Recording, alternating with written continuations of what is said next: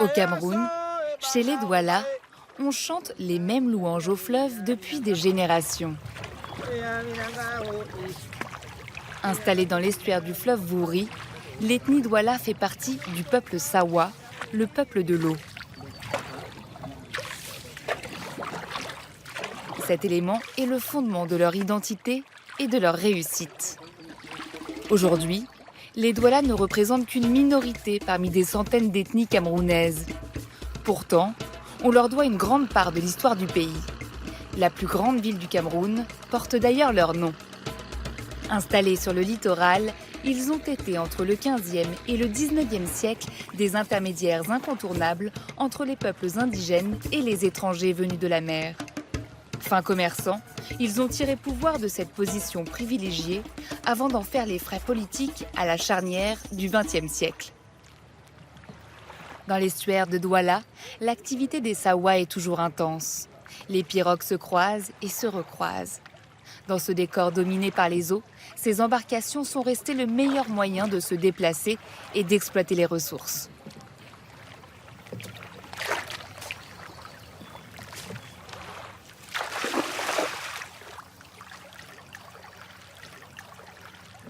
Tout ce que vous voyez là, nous sommes au littoral, nous sommes dans le berge de Vouri, nous sommes à Youpoué. À Youpoué, on ne trouve que le Sawa qui fait de la pêche quand il veut, comme il veut, au tout moment. C'est pourquoi ils sont là, ils sont au bord de l'eau, ils sont devenus le maître du littoral. À Youpoué, comme partout sur le fleuve, les Douala doivent ce mode de vie à leurs lointains ancêtres qui auraient fui la vallée du Nil il y a 2000 ans. Ils auraient traversé le continent en empruntant les fleuves jusqu'à se sédentariser dans la région au XVe siècle.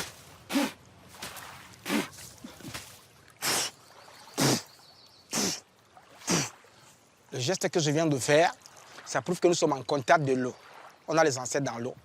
Quand on veut les sols, quand on veut les poissons, quand on veut n'importe quoi dans l'eau, on implore les ancêtres et ils nous donnent ce qu'on veut. Donc on a un rapport avec les ancêtres. Voilà pourquoi vous voyez le poisson qui vient de pêcher là tout de suite.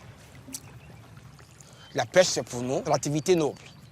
Le Sawa devient riche par rapport à sa pêche qu'il fait tous les jours. C'est pourquoi il est là, c'est pourquoi il devient le maître du littoral.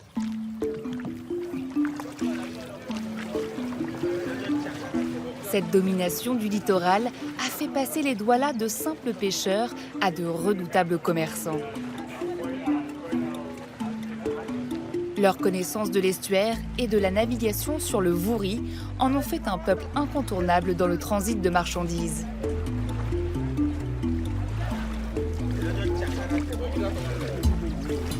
Ces berges, aux allures de petits ports endormis, ne reflètent en rien l'activité grouillante du centre-ville.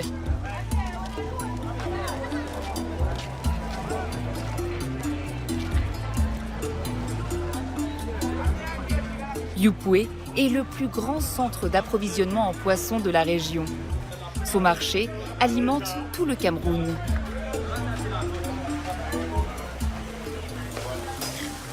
Bonsoir madame. Ça sera prêt dans combien de temps là?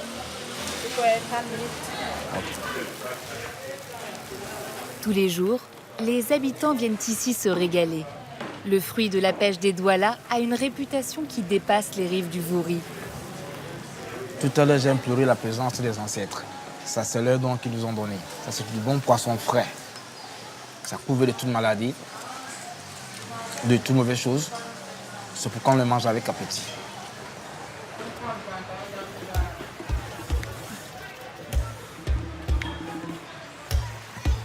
Youpoué était autrefois l'un des nombreux petits villages de l'estuaire. Tous font désormais partie de la grande métropole de Douala, ville cosmopolite de plus de 3 millions d'habitants.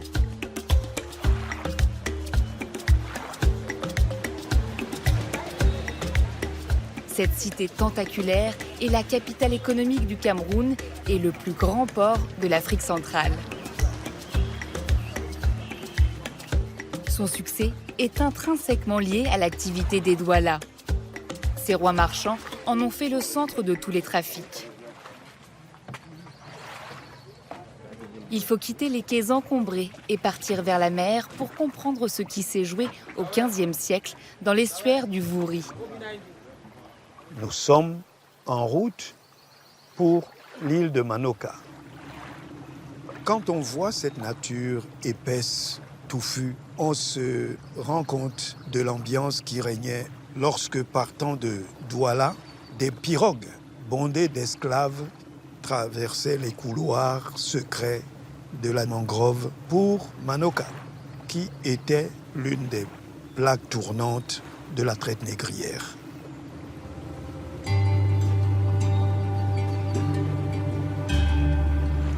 Située dans l'immense estuaire du Vouri, à 40 minutes de pirogue du port, Manoka est la plus grande île du Cameroun.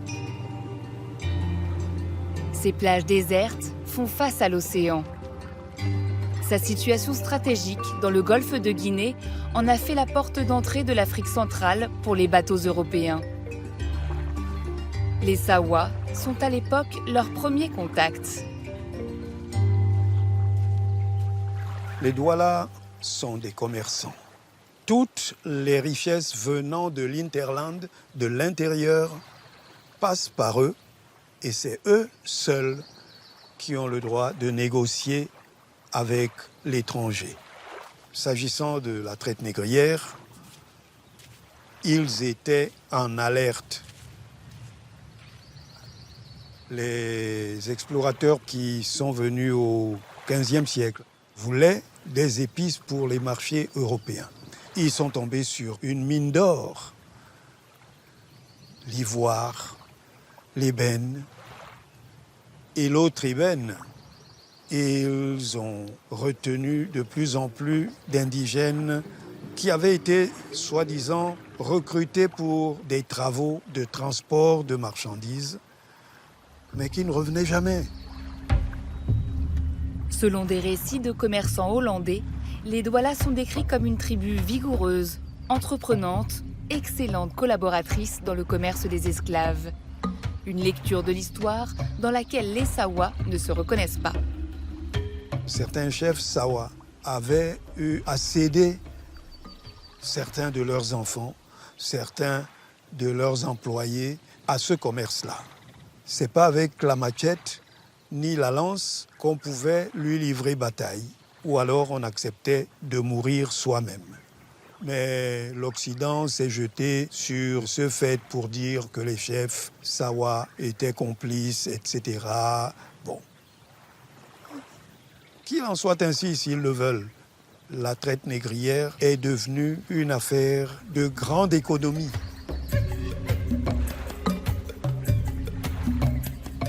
En 1849, les Sawa s'engagent à arrêter la traite négrière en quête de nouveaux partenaires commerciaux et se tournent alors vers les comptoirs allemands installés sur les côtes. 40 ans plus tard, Bismarck signe un accord commercial qui octroie aux Allemands la gestion administrative de la région. Sur une autre plage de Manoka, une tour enchâssée dans le sable brun lutte depuis cette époque contre la marée. Elle est l'un des symboles de cette entente de circonstances entre Sawa et colons germaniques qui va bouleverser le pays. Les Allemands s'installent, signent avec les chefs Douala, deux en particulier, King Bell et King Akwa, le traité de protectorat, qui sera violé 30 ans seulement après sa signature. Les Douala avaient précisé que les lieux d'habitation, les plantations qui sont les leurs, les tombes où sont enterrés leurs ancêtres soient sacrées et intouchables. Malheureusement, arrive l'expropriation des Douala des bords du fleuve, c'est-à-dire ces territoires qui étaient tenus pour sacrés dans le traité. Les deux rois Sawa refusent de plier sous le joug allemand. Akwa est exilé au sud du pays. Quant à Bell, on dit qu'il aurait été enfermé dans cette tour, puis pendu à Douala. C'est ainsi que les Douala ont perdu leur pouvoir économique et sont devenus les plus gros adversaires des colons, quels qu'ils soient. Les Allemands prennent possession de la ville et construisent un port industriel. La Douala moderne est née. À la fin de la Première Guerre mondiale, les Français récupèrent le Cameroun et les Sawa, qui ont gardé leur réputation anticoloniale, ne retrouvent pas leur position. Aujourd'hui encore, ils ne représentent plus qu'une infime partie des 25 millions de Camerounais. À Douala, ils possèdent pourtant un palais qui symbolise la résurgence de l'identité Sawa. Avec son toit rouge et son bosquet de palmiers, le Mukanda fut construit en 1990 par le prince Dika Akwa, un illustre descendant de la lignée royale. Son style éclectique rassemble des architectures traditionnelles et européennes. Ses murs sont tapissés de symboles. Nous sommes accueillis au palais d'Ika Akwa Nyabonambela par les symboles même de la royauté et de notre mythologie animale. Le lion, roi de la savane, et le léopard, roi de la forêt. Et ce symbole est égyptien, de l'Égypte ancienne.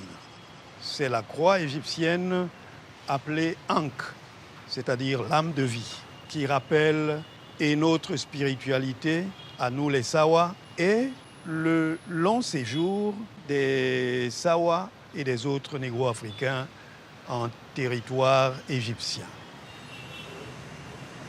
Ce palais abrite le Ngondo, le parlement des Sawa qui édicte les règles de la communauté et gère les conflits internes. C'est aussi un lieu rituel pour le peuple de l'eau. Nous sommes dans la salle du royaume où s'opèrent les rites d'adieu aux chefs et aux patriarches décédés. D'où la présence des herbes sèches représentant la mort. Tout cela représente un héritage à conserver. Les Sawa sont aujourd'hui orphelins de leur puissance passée. Ils continuent néanmoins d'entretenir avec les forces aquatiques une relation teintée de mysticisme et de gratitude. Cette relation fondatrice de leur histoire les a mêlés à celle du Cameroun, pour le meilleur comme pour le pire.